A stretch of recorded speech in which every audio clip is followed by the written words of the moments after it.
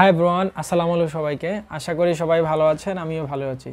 So basically আজকের ভিডিওটা আমি রেকর্ড করতেছি ফ্রিল্যান্সিং করতে গেলে ইংলিশ স্কিল বা ইংরেজি আপনাকে কতটুকু জানতে হবে সেই বিষয়টার উপরে। বিষয়টা হচ্ছে যে ইংরেজি আসলে কেন দরকার ফ্রিল্যান্সিং করতে গেলে।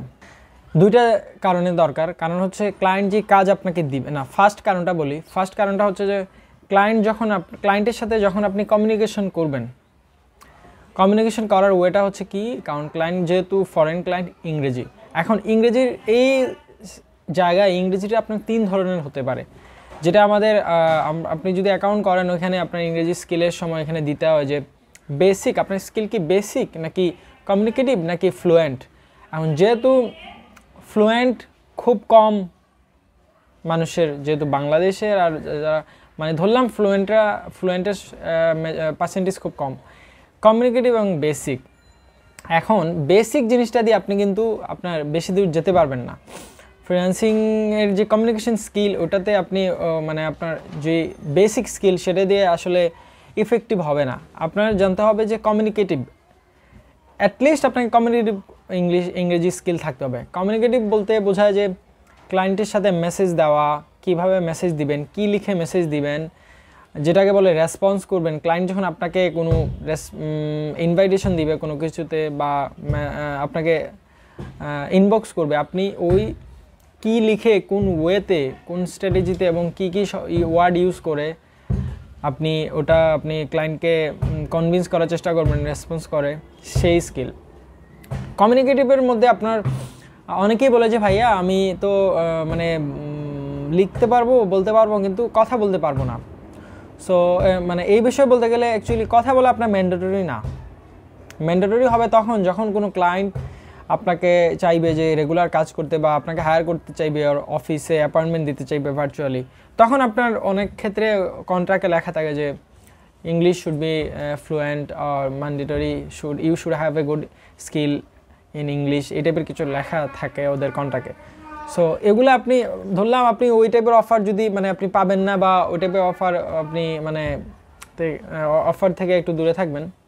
কিন্তু ক্লায়েন্টের সাথে কাজ পেতে গেলে, নর্মালি ফ্রিল্যান্সিং করতে গেলে আপনার ইংলিশ ফ্লুয়েন্ট লাগবে না, আপনার ভিডিও কলে কথা বলতে হবে না, অডিও কলে কথা বলতে হবে না, আপনি টেক্সট করে, মেসেজ করে আপনি ক্লায়েন্টের সাথে কথা বলতে পারবেন, কমিউনিকেট করতে পারবেন, কাজ নিতে পারবেন, কাজ জমা দিতে পারবেন।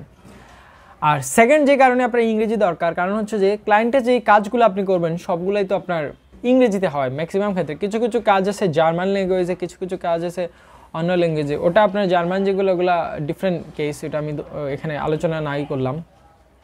তো ক্লায়েন্ট যদি ধরেন আপনি, আমি আগে আপনার টি শার্ট ডিজাইন করতাম, সো এখন অ্যাকচুয়ালি করা হয় না টি শার্ট ডিজাইন। তো টি শার্ট ডিজাইন করতে গেলে আপনার অনেক ধরনের ইংরেজি স্কিল, ইংরেজি নিয়ে কাজ করতে হয়।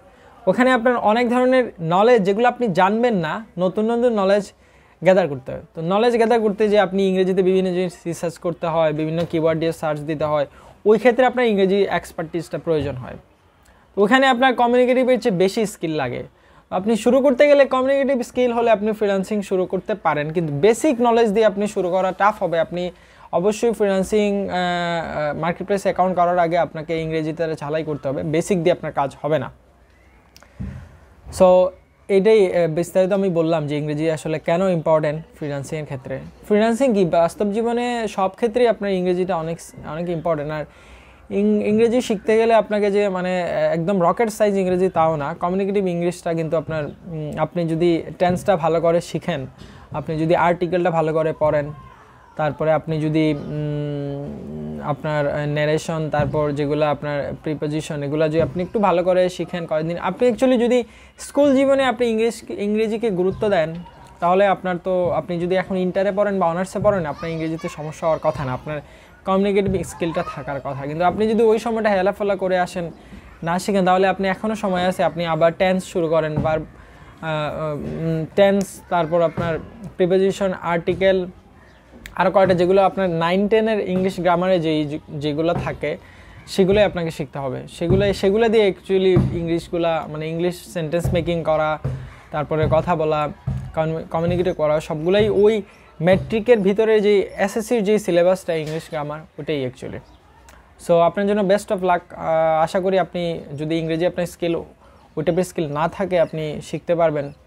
আর সেটাই, বেস্ট অফ লাক। আমার পেজটা সাবস্ক্রাইব ফলো করিয়েন আর আমার ইউটিউব চ্যানেলটা সাবস্ক্রাইব করেন। আজকের মতো এতটুকু পর্যন্ত, টাটা, বাই বাই।